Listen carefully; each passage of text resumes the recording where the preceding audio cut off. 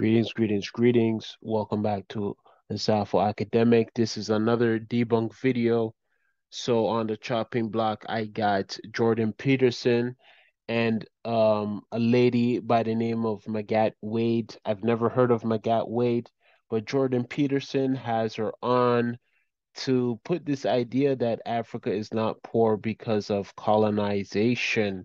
I mean, the book How Europe Underdeveloped Africa alone debunks this entire idea that colonization, they want to minimize the role of colonization. And now they want to say, oh, Africans are not managing their country properly. Both things can be true at one time. Africa is poor because of colonization, and Africa continues to be mismanaged by neocolonialization. But I'll play the video and I'll get into their what they think. This is mainly Magatte Wade, to be honest, but what Jordan Peterson here is doing is he's inviting a black person like Thomas Sowell to speak on issues dealing with Africa to make it seem like he's not the racist one. But here we go. Well, you list here in one of your articles where you make reference to these rating systems, the bottom 10 countries for doing business in the world: Chad, Haiti, Central African Republic, Congo, Democratic Republic, South Sudan, Libya, Yemen, Venezuela. There's a lovely example: Eritrea and Somalia. And so there are three exceptions in the African ecosystem: Mauritius, Rwanda, Kenya, South Africa, Botswana, and Zambia. You pointed out in your prospectus, is it prospectus article? Prospectus article of Right. Institute. Right, that Mauritius is a rising star, and Rwanda is in some ways comparable to Georgia. So some of these countries have started to get this right. Yes. And so what's the consequence of that? And what does right mean? What they have understood, what these countries have understood, is that economic freedom is at the center for prosperity building. Rwanda, for example, Paul Kagame, the president of Rwanda, is explicit about it. He said he wants to be the Lee Kuan Yew he wants to be the Singapore of Africa, and Lee Kuan Yew is his model. Now, the dirty mouths are going to start shouting, oh, yeah, see, authoritarian, blah, blah, blah, whatever. Me, I want to talk only about the on the economic side. If you take Lee Kuan Yew and Singapore as your example, then it means that, like him, you're going to have to be serious about economic freedom. And that's exactly what he did. That's what Singapore did. When Singapore figured that out, they went on to put in the right reforms to make their environment some of the most business-friendly environments in the world, one of the most free markets environment in the world, and you saw the magic of Singapore. Today, Singapore is richer than its ex-colonizer, Great Britain. So when I hear... What? Bro, what are you talking about, man? Okay, so I mean, we're not even getting into the part of Africa, but this idea that Singapore is richer than Great Britain. So what is she's I looked into it and she's referring to essentially the GDP. So the GDP of Singapore is higher than Great Britain, but GDP is dependent on each citizen of the population. So if we're looking at population, Singapore is just over 5.5 million. We look at Britain, is 67.2 million. So she's being very disingenuous about Singapore being more richer than the ex-colonizer Britain. She's not stating that she's talking about GDP. And this is the thing with these conservative types. They cherry pick information and they don't give you the full details. So already starting off sloppy. I hear people telling me today, oh, Africa is poor because of colonization, I'm like, please, let's move on from that. Okay, so this idea of move on from that, right? So it'll be easy to move on from that, but constantly we are told about the atrocities of the Holocaust, how horrible the Holocaust were, how we have to remember the Holocaust every year. Jewish people were given their reparations for the Holocaust. So this idea that we have to move on from enslavement from the African Holocaust and just move on and just develop is completely bullshit, because no one ever tells Jewish people to move on from the Holocaust. Even after they got the reparations, you would think people would tell them, to shut the fuck up about speaking about the atrocities of the Holocaust after they've been compensated. But the people that have been compensated have to move on. And it's crazy that Black people push this narrative themselves that we have to move on. So, two things can be true at once. We can recognize and repair the damage of past atrocities, and we could also develop and work on developing communities at the same time too, without waiting for reparations. So both can happen. We could do both simultaneously, but it's with the conservatives, it's always one or the other. Either we're picking up our bootstraps to develop ourselves, or we're complaining about enslavement, colonization, so on and so forth. So I'll just continue. But this idea that we gotta move on is another one. Does it have maybe a tiny percentage in where we are today? Maybe. And So does it have a tiny percentage? Maybe. So she's saying maybe it could have a tiny percentage. And this is what people who are not versed in history will do. They'll say, oh, well, maybe enslavement was a problem.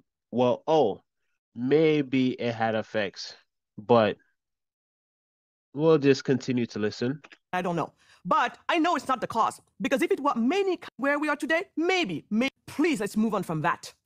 Does it have maybe a tiny percentage in where we are today? Maybe, and I don't know. But I know it's not the cause. Because if it were many countless countries have been colonized before, and by the way, colonizing one another is Okay, so before we'll get to the second part, we'll deal with the first part. Essentially, so she said it was not the majority. It may be a small percentage, but it was not the majority. Okay. So, like I said, how Europe underdeveloped Africa debunks this entire notion, because we didn't need, this is another thing. They're trying to make it seem like we need free markets and capitalism for the country to thrive. Africa was already thriving before colonization. Africa didn't need colonization. Africa already had all the resources. We already had, at some levels, proper management of our resources, of our land. And it wasn't until Europeans came in with firearms and disrupted everything, was when we really lost control and we really got into the grips of colonization. So this whole idea that colonization did not create the problem that we are in today is like, it's so like it's different levels to me. Has to be some cognitive dissonance in that, within that. But she's so confident that colonization was not the cause of the situation of where we're at today. There was a specific system through colonization that transferred over to neocolonization. And what we see from the continent, a lot from what the continent today, despite being independent, is basically reminiscence of neocolonization that is still going on. It's not heavily enforced. Like I said, a lot of African countries are quote unquote independent, but they're still following their colonial masters till this day. And other colonial masters from other countries, I mean, I could go on, but the problem was colonization. It started the entire problem. So Africa is not poor because of colonization, but colonization started Africa being poor, started the decline of Africa and its riches. humanity's history. It just happened that maybe Africa has been one of the last, colonized No, Africa, it's not that Africa was the last, it was that Africa was the most colonized. Out of all the colonized nations people want to bring up, it's like, oh, other nations were colonized as well too. Why can't you get up? No nation has been colonized the way Africa was. No nation had its people treated the way Africans were treated. I just did a video debunking the Black conservative perspective, and in there, I named several points. I think I named at least 10 points where Europeans, the way Europeans conducted slavery was completely different from the way Africans conducted slavery. So this whole idea that everybody was colonizing everybody, so that Africa should just accept what happened to what happened is complete bullshit, I have to say. This is what happens when you're not versed in history. So somebody not versed in history, given a take on history, on a platform. See, this almost has 2 million views on a platform speaking to millions of other people who don't understand history themselves and they don't even do the research. They know they're not going to do the research, so they take it at face value. So this is what we get. This is the revisionist history. Africa is not poor because of colonization, but colonization directly drained the wealth out of Africa, specifically through the resources and specifically through the forced labor of Africans. Yikes. Region in the world. So in our psyche, it is there and it acts like nothing happened before to others. But flash news, it's the history of the world. We've been capturing each other back and forth, all of that. So anyway, but the truth is, Singapore, richer than Great Britain today. And then Hong Kong happened. And then because Hong Kong happened, China even today happened. Because China's like, wait a minute, what went on over there? And then China went on to do the exact same thing with its SEZs, the special economic zones, some of the most free market zones in the world. And then look. Yeah, so she's just trying to make a case for capitalism.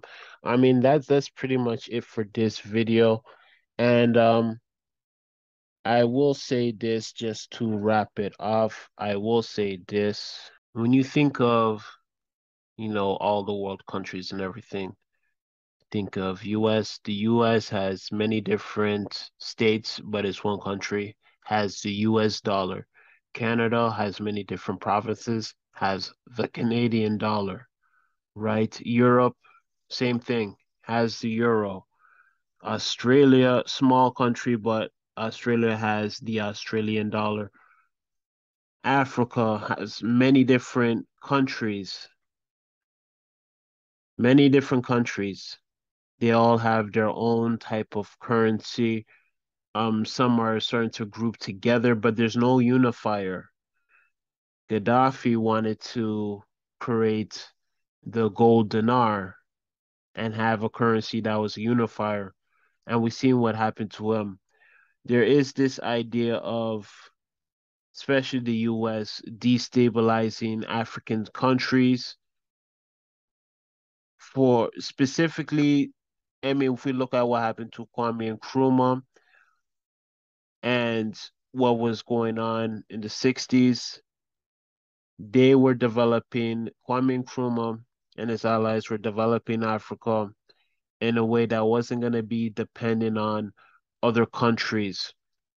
They were doing the proper policies and they were taking out. So this idea that, Africa never tried to get out of the situation is completely incorrect. Like we decided to just stay in our state, in our position. There was effort to get out of that, despite the entire history, without even looking at reparations as a solution. There was a collective effort to quote unquote pick ourselves up from the bootstraps and push the country forward after independence. Didn't happen. Golden hour didn't happen. So, I mean, that's really it. That's really it. We're gonna have these people, especially black people, say these things on big platforms just to get, I guess, a few followers, a few views and everything. But it is what it is. If social media won't fact check these people, I guess I'll do the work. That's fine by me. Thanks for tuning in. Hopefully you learned something. Hopefully you're learning more and more on how these conservative types are operating. I really don't know Magatte Wade. I know a bit of Jordan Peterson. I know he's more of the on the conservative side. But I mean, this is gonna continue to happen. Not surprised Jordan Peterson will have somebody on like this because really what they're trying to do is promote capitalism. That's all it really is. But that's it for this video. Like, comment, share, subscribe.